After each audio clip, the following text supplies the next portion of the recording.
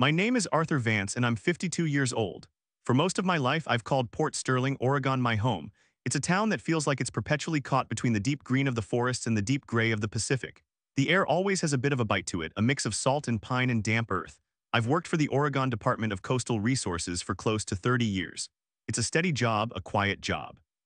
I analyze land use reports, cross-reference environmental impact statements, and prepare the legal groundwork for cases that go to the state. It's a world of paper and precision, of rules and regulations. I've always found a certain comfort in that, in the logical flow of information and the satisfaction of a well-prepared document. My life is like the work I do, ordered, predictable, and calm. My kids are grown and have lives of their own, and my wife, bless her soul, passed on several years ago. So the office in many ways became my world. The steady hum of the fluorescent lights, the smell of old paper and brewing coffee, the quiet rhythm of keyboards tapping, that was my sanctuary. That is, until the sanctuary was invaded by a creature we came to know as the Alabama tick. Her real name was Lori. She wasn't a manager, not even a team lead. She was, on paper, my peer. But in her own mind, she was the queen of a kingdom she was constantly at war with. Lori was a person hollowed out by insecurity, and she filled that emptiness by puffing herself up at the expense of everyone else. Every single conversation was a performance she had carefully scripted, a little play where she was the star and you were, at best, a stagehand. She spoke, you were expected to listen in rapt attention. She gave an opinion, it was to be taken as gospel. She issued a command, you were meant to obey without question. The problem was none of us worked for her. She had this uncanny, almost supernatural ability to manipulate our supervisor, a man named Mr. Henderson.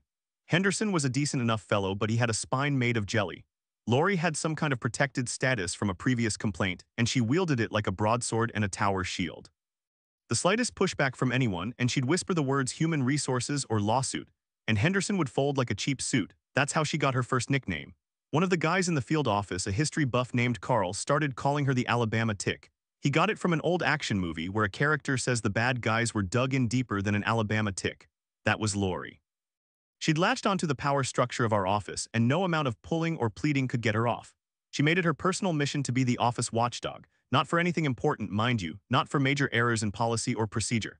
No, Lori was the grand inquisitor of the trivial. She would march to Mr. Henderson's office, her face a mask of grave importance, to report that someone had taken a 16-minute coffee break instead of the allotted 15. She kept a little black notebook where she logged arrival times, departure times, and the duration of every lunch break. 46 minutes for lunch was a high crime in her book. Then things got worse. Through her usual methods of quiet threats and psychological warfare against Mr. Henderson, she was given a new role. She was put in charge of final review for a certain category of paperwork, the very kind of paperwork that our entire department ran on. And with that small taste of official power, she went on a rampage. It was no longer enough to be polite. You had to bow, you had to scrape. You had to treat her as if she were a gatekeeper to the heavens, and only with her benevolent approval could your work, and by extension your career, move forward. This is when she earned her second nickname, Conan the Grammarian. She would stalk through the cubicle farm, her eyes scanning for victims. If she found a document with 3 spaces after a period instead of 2, she wouldn't just correct it. She would hold the paper aloft, march over to your desk, and berate you in front of everyone. She'd speak in a loud, condescending tone, as if explaining a complex concept to a particularly dim-witted child. I once saw her spend 10 minutes screaming at a new intern, a poor girl barely 20 years old, over the difference between a colon and a semicolon. The girl was in tears by the time Lori was finished with her. Lori thrived on conflict. She was a master puppeteer of discord. She would pull one person aside and tell them a carefully constructed lie about another colleague. Then she would do the same in reverse. And then she'd retreat to her desk, her head barely visible over her monitor, and just watch. Watch the whispered conversations, the sideways glances, the arguments that would erupt over the coffee maker. Another department, the one across the hall that had to interact with her, gave her my favorite nickname of all, the Eye of Sauron. Because she was always watching, always searching for a weakness, a mistake, a vulnerability she could exploit for her own gain. Her entrances were pure theater. She would stride into our main office area, her purse clutched in her hand like a weapon, and wave a dismissive hand at the room in general. "We have a problem with an employee," she would announce to the ceiling, her voice dripping with drama. Then she would disappear into Mr. Henderson's office, shutting the door behind her with a soft but ominous click. An hour later, some poor soul would be summoned into that same office to be dressed down for a crime they usually didn't even commit. My friend Dave, a good man who lived out by the coast, got called on the carpet because Lori had observed sand on the floor of his work-issued vehicle. She accused him of taking joyrides to the beach on company time. The man had to walk across a sandy path every morning just to get from his house to his driveway where the car was parked.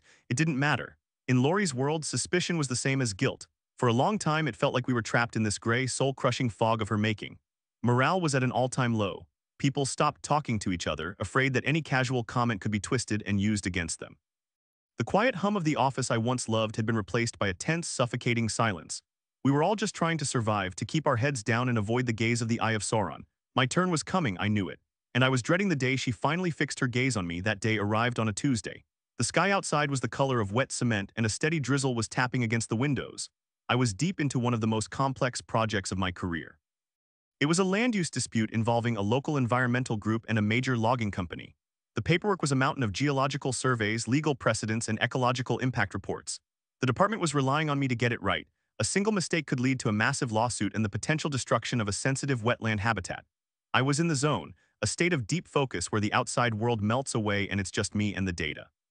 Suddenly, a shadow fell over my desk. I didn't even have to look up. I could feel the cold radiating from her. "Arthur," Lori said, her voice sharp enough to cut glass. "Stop what you're doing." I looked up, blinking. "Excuse me, Lori, I'm in the middle of the North Ridge case."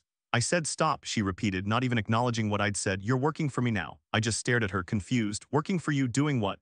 "I have a number of projects that require immediate attention. Filing, data entry, proofreading. You'll be my assistant for the foreseeable future." She said the word assistant with a cruel little smile. The idea was so absurd I almost laughed. She wanted to pull me off the most critical case in the department to be her personal gopher. It was a power play, pure and simple, a way to show everyone, especially me, that she could bend anyone to her will. "Laurie," I said, trying to keep my voice steady. "This North Ridge case has a hard deadline from the state attorney's office. I can't just drop it." "That's not my problem," she sniffed. "You work for me now. I'll inform Mr. Henderson of your new assignment." This was the moment I had seen so many of my colleagues face, the moment where you either fold and accept the humiliation or you push back and face the consequences. I chose to push back. "No," I said, my voice quiet but firm. "I will not be your assistant." Her eyes widened in disbelief. It was clear she hadn't anticipated any resistance. "What did you say to me?" I said no. "However," I continued, thinking fast, "if you can get a signed directive from Mr. Patterson, the head state attorney himself, stating that the North Ridge case is no longer my priority and that I will be held blameless when the state loses in court, then I will be all yours. I will file your papers, I will fetch your coffee, I will do whatever you ask." I knew and she knew that this was an impossible task. The head attorney would never sign off on something so monumentally stupid. I had called her bluff. A flicker of rage crossed her face, so intense it was almost startling. She didn't say another word, she just turned on her heel and stalked back to her desk. And with that, Lori, the Alabama tick, declared war on me. For the next 2 years, my life at work was a living hell. Every piece of paperwork I submitted for her final review was rejected. Not for legitimate errors, but for the most ridiculous, subjective reasons imaginable. My margins were off by a millimeter. I had used an unapproved font, even though it was the Standard Times New Roman we had all used for a decade. She once rejected a 40-page report because I had used the word utilize instead of use. I endured a constant barrage of public humiliation. She would stand by my cubicle and loudly pick apart my work for everyone to hear. "Arthur, do you even know what an Oxford comma is? This is amateur hour," she'd crow. She spread rumors that I was incompetent, that I was deliberately sabotaging my own projects. I tried going to Mr. Henderson.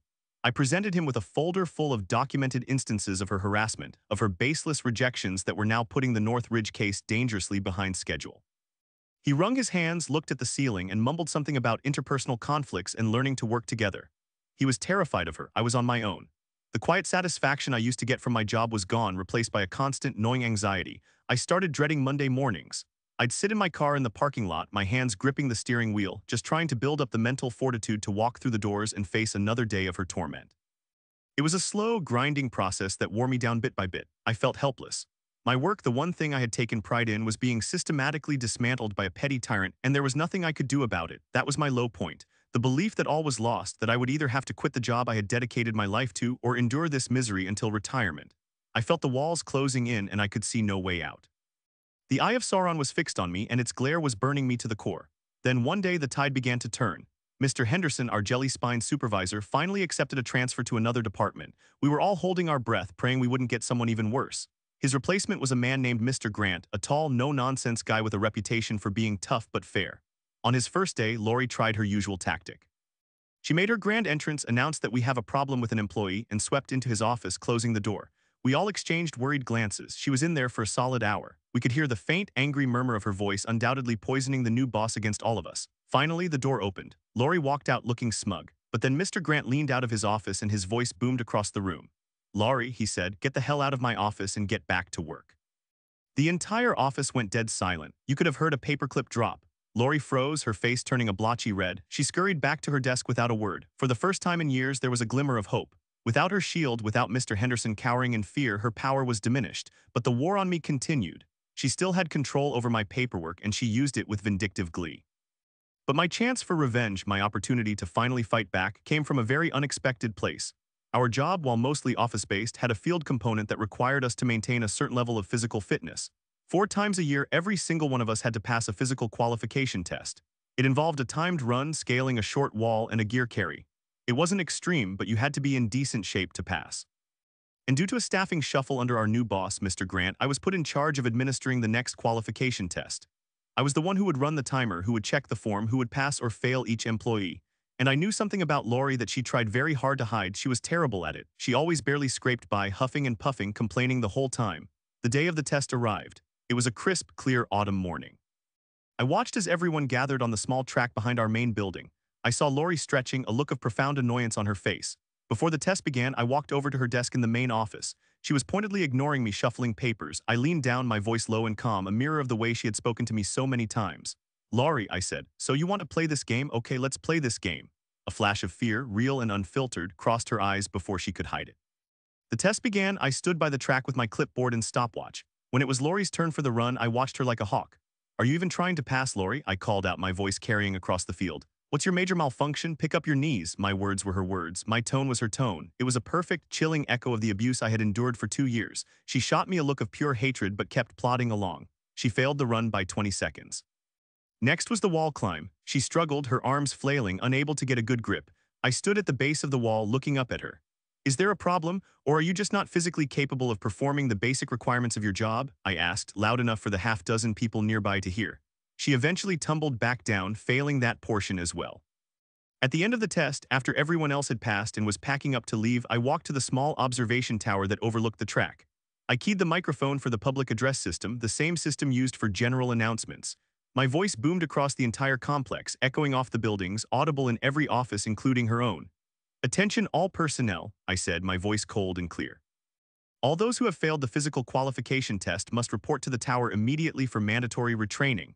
There was a pause. Everyone knew. They all knew she was the only one. I watched from the tower as she began the long, slow walk of shame across the field, all eyes on her. She had to crawl up the narrow steps to the tower, where I proceeded to chew her out, using the same condescending, belittling language she had perfected. It was like holding up a mirror to a monster. And for the first time, she saw her own reflection. The next week, I walked into the main office area. Lori was at her desk. I stopped in the middle of the room, waved my hand dismissively at the air, and announced in a loud, dramatic voice, "We have a problem with an employee." I then walked over to my own cubicle and sat down. Every head in the room turned to look at Lori. Her face went pale. It was amazing. It was like a switch had been flipped. The harassment against me stopped. Completely. The constant criticism, the rejected paperwork, the public shamings, it all ended. But a tick is a tick. She couldn't help herself. She just shifted her focus, targeting newer employees, people she thought were too scared to fight back. Her reign of terror wasn't over, but her power was broken. The final spectacular implosion came about a month later. There was a critical case, even bigger than my Northridge project, that had stalled on her desk. She was refusing to move it forward, making up new, convoluted rules to justify her obstruction. It became such a problem that she was summoned to a meeting with the head of the entire Port Sterling office, Mr. Grant's boss. We learned later from Mr. Grant what happened. She went into the meeting not with humility, but with arrogance. She tried to bully the office head the same way she had bullied Mr. Henderson. When he didn't back down, she completely lost control.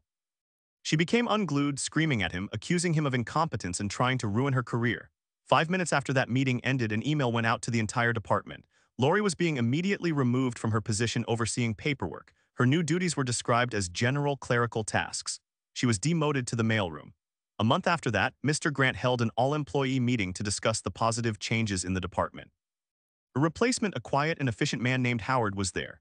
As the meeting wrapped up, a group of us, myself included, made our way over to Howard. We knew Lori was standing right behind us at the snack table.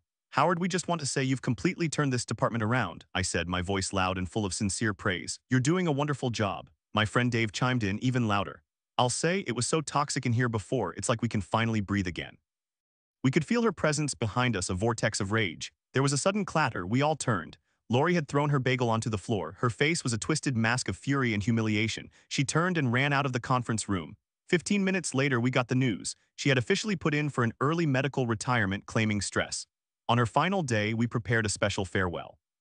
As she walked toward the exit for the last time, carrying a small box with her personal effects, a large screen we had set up by the door flickered to life. We played a clip from a movie. It was the scene of the Eye of Sauron, fiery and all-seeing, crumbling and collapsing into dust as the tower fell. She saw it. She stopped for a second, her shoulders slumped, and then she pushed through the glass doors and was gone. We never heard from her again. The silence she left behind wasn't tense or suffocating. It was peaceful. The office slowly came back to life. People started talking again, laughing even.